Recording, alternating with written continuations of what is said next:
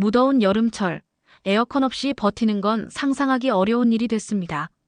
하지만 시원함을 선택하는 순간 머릿속에 따라붙는 걱정이 있죠.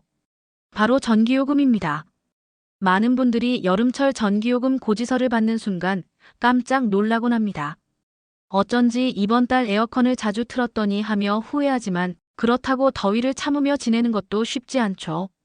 그래서 오늘은 여러분께 시원함은 유지하되 전기요금은 낮추는 방법을 정리해 드리려 합니다.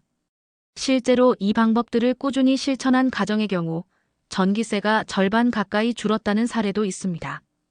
이제는 무조건 아끼는 시대가 아니라 똑똑하게 사용하는 시대입니다. 첫 번째, 에어컨 설정 온도만 살짝 조정해도 차이가 큽니다. 에너지관리공단에 따르면 에어컨 온도를 1도 높일 때마다 약 7%의 전기 절감 효과가 있다고 합니다. 즉 23도에서 26도로만 올려도 최대 20% 이상 절약할 수 있는 것이죠. 여기에 선풍기나 서큘레이터를 같이 틀면 체감 온도는 23도 더 낮아져서 훨씬 쾌적합니다. 예를 들어 설정 온도를 낮춰서 22도로 유지하면 시원하긴 하지만 에어컨은 계속 강하게 작동해야 해서 전력 소모가 급증합니다.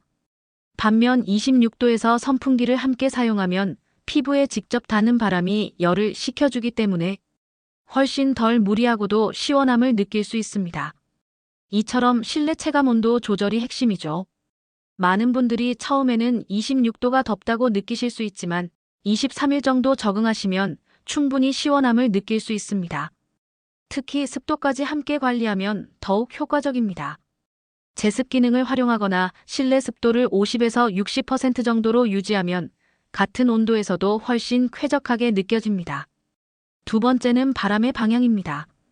에어컨 바람을 위로 설정하면 공기가 천장을 타고 흘러내려오는데 이 과정에서 실내 전체를 냉각시키는데 시간이 더 걸립니다. 반면 인체 주변에 직접 바람을 보내면 같은 시간에도 냉방 효과가 훨씬 빠르게 느껴집니다. 짧은 시간 안에 시원함을 느낄 수 있으니 자연스레 작동 시간도 줄고 전력 소모도 감소하죠. 많은 분들이 인테리어나 습관상 바람을 위로 설정하지만 실제로는 사람이 앉아있는 위치로 바람을 보내야 냉기가 바로 느껴집니다. 특히 거실에서 TV를 보거나 식사할 때 발밑으로 바람이 흐르도록 설정하면 에어컨을 오래 켤 필요가 없다는 점 기억해 주세요. 다만 직접적인 바람이 불편하다면 벽이나 가구를 이용해 간접적으로 바람이 전달되도록 각도를 조정하는 것도 좋은 방법입니다. 또한 자동 스윙 기능을 활용하면 실내 공기 순환이 더욱 원활해져 전체적인 냉방 효율이 높아집니다. 이때 선풍기를 에어컨 반대쪽에 놓고 벽을 향해 돌리면 냉기가 실내 전체에 고르게 분산되는 효과를 얻을 수 있습니다. 세 번째는 햇빛 차단입니다. 강한 햇볕이 실내로 들어오는 것만 막아줘도 실내 온도는 46도까지 내려갈 수 있습니다.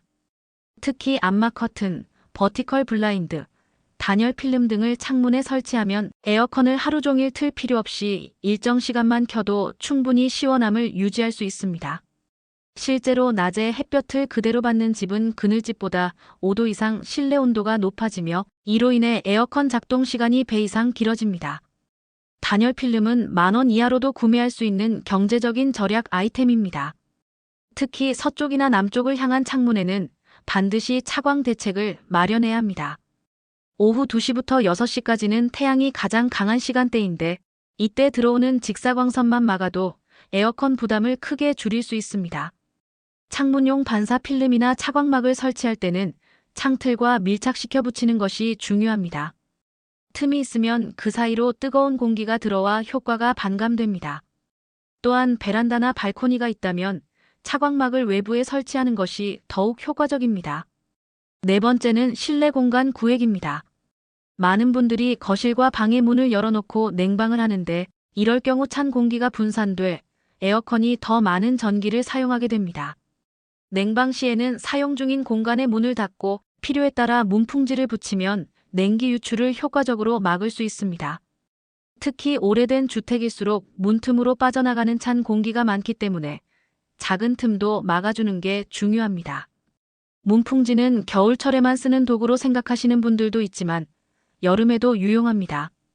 현관이나 창틀 주변의 바람길을 막아주면 냉방 효과를 극대화할 수 있습니다. 특히 아이나 반려동물이 있는 집에서는 더욱 효과를 체감할 수 있죠. 방문을 닫기 어려운 상황이라면 커튼이나 파티션을 활용해서라도 공간을 나누는 것이 좋습니다. 높은 가구나 책장을 활용해 공기 흐름을 차단하는 것도 하나의 방법입니다. 중요한 것은 냉각해야 할 공간의 범위를 최소화하는 것입니다. 다섯 번째는 필터 청소입니다. 에어컨 필터에 먼지가 쌓이면 냉방 성능이 현저히 떨어집니다. 전문가들은 한 달에 한 번, 많게는 2주에 한 번 정도는 필터를 점검하라고 권장합니다. 청소는 간단합니다. 필터를 분리해 미지근한 물에 헹구고 잘 말려서 다시 장착하면 됩니다. 이 간단한 습관 하나만으로도 전기요금을 줄이고 기기 수명도 연장할 수 있죠. 에어컨 내부에 있는 열 교환기까지 주기적으로 청소하면 냉방 속도와 효율이 크게 개선됩니다. 먼지가 많이 쌓인 필터는 공기 흐름을 40% 이상 막을 수 있어 같은 냉방 효과를 얻기 위해 더 많은 전력을 소모하게 됩니다. 필터 청소할 때는 중성세제를 약간 풀어서 세척하면 더욱 깨끗해집니다. 다만 화학세제는 사용하지 마세요. 필터가 손상될 수 있고 세제 냄새가 실내로 들어올 수 있습니다. 청소 후에는 완전히 건조시킨 후 장착하는 것이 중요합니다. 습한 상태로 장착하면 곰팡이나 세균이 번식할 수 있습니다. 여섯 번째는 타이머 기능입니다. 잠잘 때 에어컨을 켠 채로 아침까지 두면 에너지 낭비는 물론 건강에도 좋지 않습니다. 실외 온도가 낮아지는 새벽 시간대에는 자연스럽게 실내 온도도 떨어지기 때문에 수면 초기에만 냉방을 해도 충분한 경우가 많습니다. 두세 시간 뒤 자동 종료 타이머를 설정하면 전력 절감 효과는 물론 쾌적한 잠자리도 유지할 수 있습니다. 타이머 설정만 잘해도 한 달 동안 수천 원에서 많게는 10,000원 이상의 차이를 만들 수 있습니다. 수면 모드나 절약 모드를 활용하는 것도 좋은 방법입니다. 이 기능들은 시간이 지나면서 자동으로 온도를 조금씩 높여주거나 운전 강도를 줄여주어 전력 소모를 줄입니다. 새벽 4시에서 6시경에는 바깥 온도가 크게 떨어지므로 이 시간대에는 에어컨 없이도 창문을 열어 자연 환기만으로도 충분히 시원함을 느낄 수 있습니다. 일곱 번째는 사용시간 조절입니다. 전기요금은 시간대별로 단가가 다르다는 사실 알고 계셨나요? 여름철 오후 2시에서 5시 사이, 이른바 피크타임에는 요금이 가장 비쌉니다. 이 시간에는 가급적 전력 사용을 줄이고 세탁기, 밥솥, 전자레인지 등의 사용을 아침이나 저녁으로 미루는 것이 좋습니다. 낮 시간대에 고열을 내는 가전제품을 동시에 작동시키면 누진세 구간에 쉽게 진입하게 됩니다. 에어컨뿐 아니라 밥솥, 인덕션, 다리미 같은 열기가전은 가급적 밤 시간에 분산하는 게 좋습니다. 특히 오븐이나 드라이어 같은 고전력 기기는 오후 시간대 사용을 피하고 저녁 8시 이후나 이른 아침에 사용하는 것이 경제적입니다. 시간대별 요금제를 정확히 파악하고 스마트한 전력 사용 패턴을 만들면 같은 양의 전기를 사용하더라도 요금을 크게 절약할 수 있습니다. 여덟 번째는 대기 전력 차단입니다. 꺼진 줄 알았던 가전제품이 전기를 계속 쓰고 있는 경우가 많습니다. TV, 컴퓨터, 전자레인지, 셋탑박스 등은 플러그만 꽂혀 있어도 대기 전력을 사용합니다. 전원 스위치가 있는 멀티탭을 활용해 수면 전이나 외출 시에는 전체 전원을 끄는 습관을 들이면 연간 수만 원의 절약 효과를 기대할 수 있습니다. 평균 가정에서 대기 전력만으로도 매년 약 4만 원이 넘는 전기를 낭비한다는 통계도 있습니다. 특히 에어컨도 사용하지 않을 때는 플러그를 뽑아두는 것이 좋습니다. 리모컨으로만 끄면 내부 회로는 계속 작동하여 대기 전력을 소모합니다. 매일 플러그를 뽑기 어렵다면 메인 스위치가 있는 전용 콘센트를 설치하는 것도 좋은 방법입니다. 아홉 번째는 가전제품 교체 시기입니다. 에너지 소비 효율 1등급 제품은 같은 기능을 하더라도 3등급, 4등급보다 에너지를 훨씬 덜 사용합니다. 한전에서 제공하는 효율 등급 비교 앱을 활용하면 가전제품의 소비 전력을 한눈에 확인할 수 있습니다.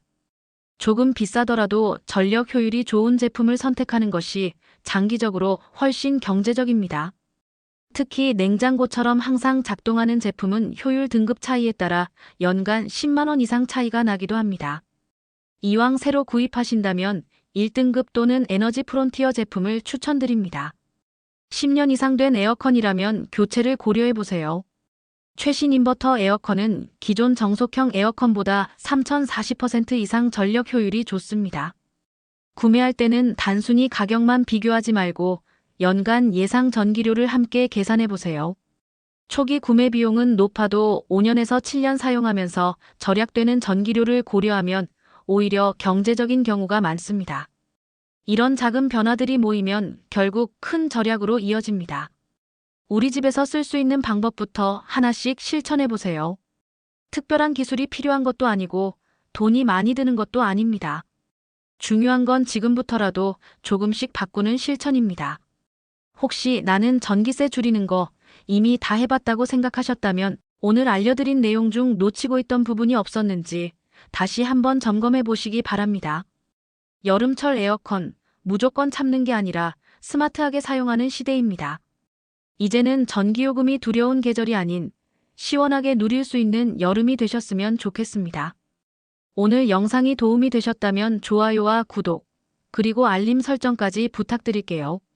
당신의 여름이 조금이라도 더 시원해지길 바라며 저는 다음 영상에서 뵙겠습니다. 감사합니다.